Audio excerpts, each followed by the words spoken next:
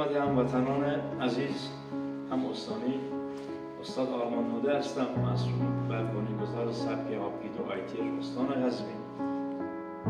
دارای کمربند مشکی، دانشجوی در رشته آپیدو و با سابقه قهرمانی با کسب مدال‌های قهرمانی افتخار برای استان قزوین کسب بودیم. علاوه از تشکیل کانال برای آموزش برای قزوین و شخصی برای حفاظت از خود و خانواده